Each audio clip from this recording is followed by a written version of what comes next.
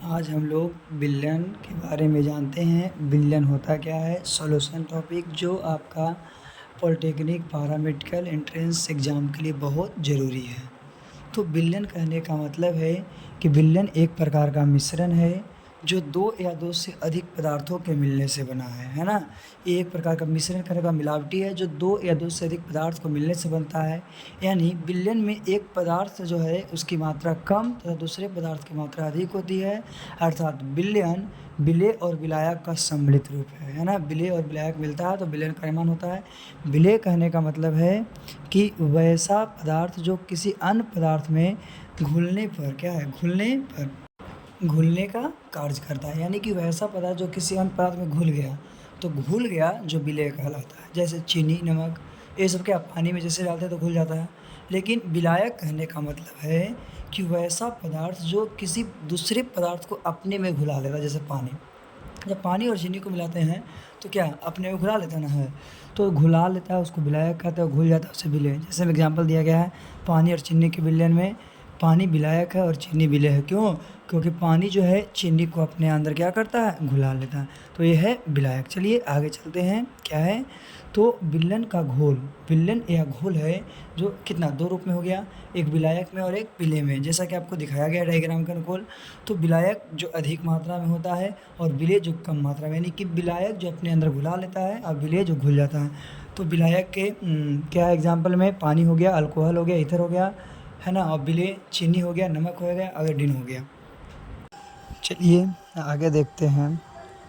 H2O जो है जल जिसको बोलते हैं, वो सर्वाधिक विलायक कहा जाता है। यानी कि ये जो है सबसे बड़ा विलायक जो है H2O को कहा जाता है ना?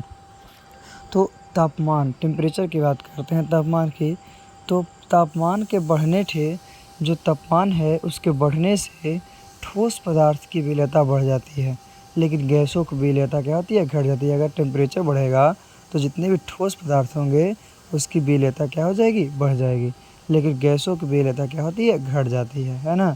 फिर है कि जब 2 विलयन का प्रसरण दाब जो होता है, ऑस्मोटिक प्रेशर जो होता है समान होता है, यानी इक्वल होता है, उसी को आइसोटोनिक कहते हैं। क्या कहते हैं? आइसोटोनिक कहा जाता है ना? चलिए आगे हम लोग जानते हैं अम्लराज के बारे में। अम्लराज क्या है? तो अम्लराज कहने का मतलब है कि सांद्र HNO3, जिसको हम लोग नाइट्रिक एसिड बोलते हैं, उसका एक भाग है, और सांद्र HCl यानी हाइड्रोक्लोरिक अम्ल है, उसका 3 भाग है। तो ये दोनों के समांगी मिश्रण को ही हम लोग अम्लराज कहते हैं। यानी कि इसका जो रेशियो होता है अम्लराज का, वो 1:3 होता है, और इसमें सोना और प्लेटोनियम भी क्या होते हैं? घुल जाते हैं। जो इसका समांगी मिश्रण है अम्लराज कहलाता है, और अम्लराज में सोना और प्लेटिनम भी क्या होते हैं? घुल जाते हैं। तो याद रखना है कि अम्लराज का आपका कितना रेशियो कितना है? तो 1:3 है। कितना है? 1:3 है। 1:3 क्या है? अम्लराज है, जिसको हम लोग एक्वा रेजिया यानी एक्वा रेजिया के नाम से जानते हैं। तो किसका ये अनुपात होता है? तो नाइट्रिक एसिड का और हाइड्रोक्लोरिक एसिड का। तो नाइट्रिक एसिड का 1 भाग होता है और हाइड्रोक्लोरिक एसिड का 3 भाग होता है, इसलिए इसका रेशियो 1:3 है। चलिए आगे चलते हैं। विलेय की मात्रा के आधार पर जो विलेय है, विलेय की मात्रा के आधार पर विलयन के कितने प्रकार हैं? तो विलेय की मात्रा के आधार पर जो विलयन है वो आपका 3 प्रकार का होता है, जिसमें पहला है संतृप्त विलयन, दूसरा है असंतृप्त विलयन, और तीसरा है अति संतृप्त विलयन। तीसरा क्या? अति संतृप्त। 3 है, पहला संतृप्त विलयन, दूसरा अति संतृप्त विलयन, और तीसरा क्या है? असंतृप्त। नहीं, आगे पीछे भी बोल सकते हैं। तो सबसे पहले संतृप्त विलयन के बारे में जानते हैं। तो संतृप्त विलयन वैसे विलयन को कहा जाता है जिसमें विलेय जो पदार्थ है, विलेय यानी घुलने वाला जो पदार्थ है, पदार्थ की मात्रा के अनुसार ही घुलता है, यानी जितना ज़रूर रहता है उसी के अनुकूल घुलता है, जितना मात्रा है उतना ही घुलता है।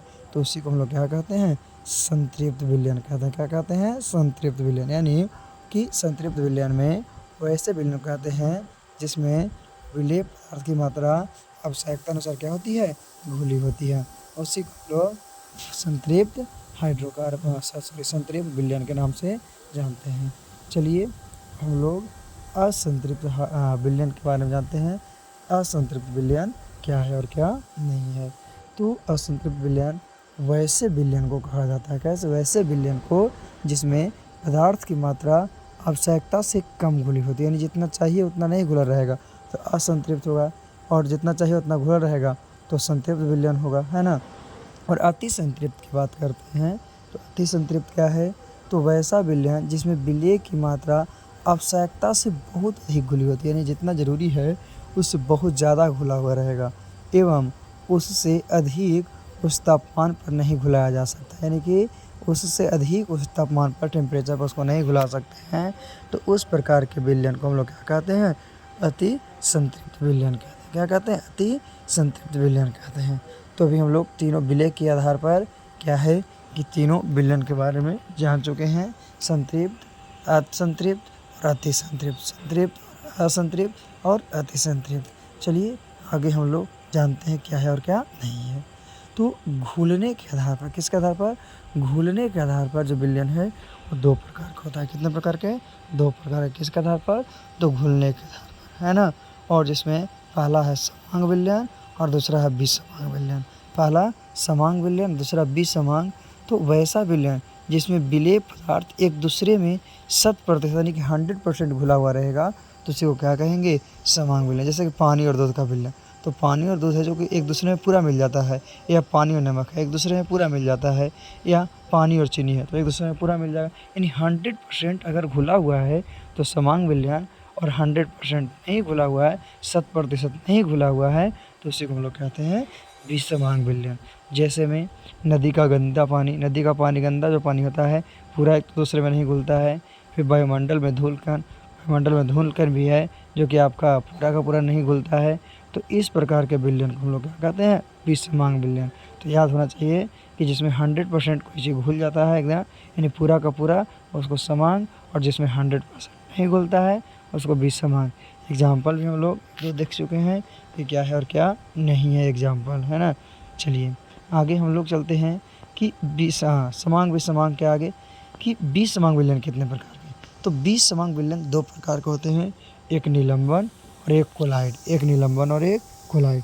तो निलंबन किसको कहते हैं?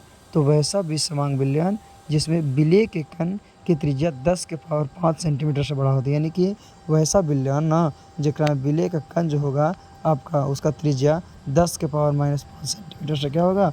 बड़ा होगा, तब उसे हम लोग निलंबन कहते हैं। जैसे नदी का गंदा पानी, वायुमंडल में धुआं, ये सब निलंबन का उदाहरण है। दूसरा है कोलाइड। तो वैसा विसमांग, क्यों? क्योंकि इस सब तो आपका पूरा का पूरा नहीं घुलेगा 100%, तो है ना। तो विसमांग है तो वैसा विसमांग विलयन जिसमें विलेय की जो कण होता है उसकी त्रिज्या कितना? तो 10⁻⁵ से लेकर 10⁻⁷ सेंटीमीटर तक होता है ना। और उसी को हम लोग क्या कहते हैं? कोलाइड कहते हैं। जैसे दूध हो गया, पनीर हो गया, शहद हो गया, सेंट हो गया, पेंट हो गया, क्रीम हो गया इत्यादि, तो ये सब कोलाइड है। तो यहाँ से क्वेश्चन क्या है? कोलाइड का कितना? 10⁻⁻5 से 10⁻⁷ सेंटीमीटर। चलिए आगे। तो कोलाइड विलयन कितने प्रकार के होते हैं? तो कोलाइड विलयन दो प्रकार के, एक पायस और एक जेल। एक क्या होते हैं? पायस होते हैं, तो एक जेल होते हैं। पायस क्या है? तो ये द्रव में द्रव का विलयन है। जैसे दूध में अगर हम लोग पानी को मिलाते हैं तो पता चलेगा? नहीं पता चलेगा। तो दूध हो गया, आपका इत्र हो गया, पेंट हो गया, गोंद हो गया, ये सब पायस का उदाहरण है। किसका उदाहरण है? पायस का। जेल क्या है? तो जेल कहने का मतलब है कि ठोस और द्रव का विलयन है। किसका? ठोस और द्रव का विलयन है। जैसे पनीर हो गया, शहद हो गया, आपका फेस वॉश हो गया, शैम्पू हो गया, क्रीम हो गया, तो ये सब जेल है। क्या है? जेल। चलिए थोड़ा सा कोलाइड के लक्षण के बारे में जानते हैं। कोलाइड का लक्षण क्या है? तो कोलाइड का लक्षण है कि देखने में तो आपका समांगी दिखाई देगा लेकिन ये समांगी होता नहीं है। लगेगा कि ये आपका समांगी है लेकिन ये समांगी होता नहीं है। दूसरी बात कि कोलाइड से गुजरते हुए प्रकाश किरण का प्रकीर्णन हो जाता है, यानी कोलाइड से जब कोई आपका प्रकाश किरण गुजरता है तो उसका प्रकीर्णन हो जाता है ना। किससे? कोलाइड से गुजरते हुए प्रकाश किरण को। दूसरी बात क्या जाने कि कोलाइड समांग दिखाई देता है परंतु यह समांग है नहीं, या क्या है आपका? विसमांग है। क्या है? ये आपका विसमांग है। चलिए आगे देखते हैं क्या है इसका प्रभाव। तो कोलाइडी के प्रमुख गुण के बारे में, जिसमें टिंडल प्रभाव के बारे में जानते हैं। तो जब प्रकाश की किरण पुंज को अंधेरे कमरे में यानी कि लाइटेड नहीं है उस कमरे में कोलाइड विलयन से गुजारते हैं। कौन सा कोलाइड विलयन से गुजारते हैं, यानी कि 100% तो खुला हुआ नहीं रहेगा, तो विलयन में प्रकाश का पथ स्पष्ट दिखाई देता है, यानी कि पूरी की पूरी दिखाई पड़ती है। तो इसी प्रभाव को टिंडल प्रभाव के नाम से जाना जाता है। और इसी के कारण कोलाइड के कण जो हैं प्रकाश की किरणों को परिकिरणित करते हैं। अगर आपका टिंडल प्रभाव नहीं रहेगा तो कोई भी कोलाइड का कण जो है प्रकाश की किरणों को परिकिरणित नहीं करेगी, है ना। तो ये सब जो होता है आपका टिंडल प्रभाव के कारण, किसके कारण, टिंडल प्रभाव के कारण ऐसा होता है ना। चलिए आगे हम लोग जानते हैं क्या है और क्या नहीं है।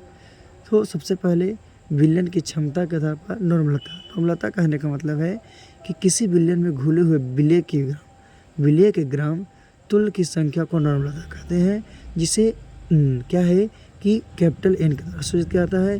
और इसका फार्मूला है कैपिटल एन बराबर W/V गुणे 1000/E, W/V गुणे 1000, यानी कि विलय का अनुभार और धनात्मक आयनों का अनुभार। यहाँ W जो है विलय का भार है, V जो है विलयन का आयतन है, और E जो है आपका ग्राम इक्विलेटरल यानी कि तुलनात्मक है। क्या है, ग्राम तुलनात्मक है। चलिए आगे मोलरता के बारे में। मोलरता क्या है, तो किसी विलयन में घुले हुए विलय की ग्राम मोलों की संख्या को, कोई विलयन है उसमें घुले हुए विलय की ग्राम मोल की संख्या को ही मोलरता कहते हैं, जिसे कैपिटल एम के द्वारा सूचित किया जाता है। और इसका फार्मूला एम बराबर होता है W/V गुणे 1000/m, जहाँ W क्या है तो विलय का भार है, V क्या है तो विलयन का आयतन है, और M क्या है तो M जो है विलय का अनुभार है। किसका, विलय का अनुभार है। तो इसका ये मोलरता है। क्या है, मोलरता, है ना। आगे मोलरता के बाद हम लोग किसके बारे में, तो मोलरता के बाद मोललता के बारे में जानते हैं कि मोललता क्या है ना। मोललता, ये तो मोलरता था तो मोललता। चलिए, तो किसी विलायक में घुले हुए विलय के ग्राम अणुओं की संख्या, कोई विलायक है उसमें घुले हुए विलय के ग्राम अणुओं की संख्या को मोललता कहा जाता है। और इसको भी हम लोग कैपिटल एम के द्वारा सूचित करते हैं। और इसका फार्मूला MO जो होता है A/V और गुणे 1000/m, 1000/m, जहाँ A जो है विलय का भार है, V जो है विलायक का भार है, और M जो है वो विलय का अनुभार है। किसका, तो विलय का अनुभार है। तो ये होता है आपका मोललता। क्या है, मोललता। तो तीनों के बारे में जान गए, नॉर्मलता, मोललता और मोलरता, है ना। चलिए आगे हम लोग देखते हैं कि क्या है और क्या नहीं है ना। तो द्रव्यमान प्रतिशत के आधार पर सांद्रता क्या होता है, तो द्रव्यमान प्रतिशत के आधार पर सांद्रता कहने का मतलब है प्रतिशत है तो इंटू में 100 हो जाएगा। तो जितना विलय का द्रव्यमान रहेगा और जितना विलयन का द्रव्यमान रहेगा, ये दोनों तो आपका एक रेशियो में होगा, यानी विलय का द्रव्यमान और बटा क्या है विलयन का कुल द्रव्यमान, है ना। और गुणे कितना 100, है ना, क्योंकि द्रव्यमान प्रतिशत जब बोलता है तो गुणे 100 होता है।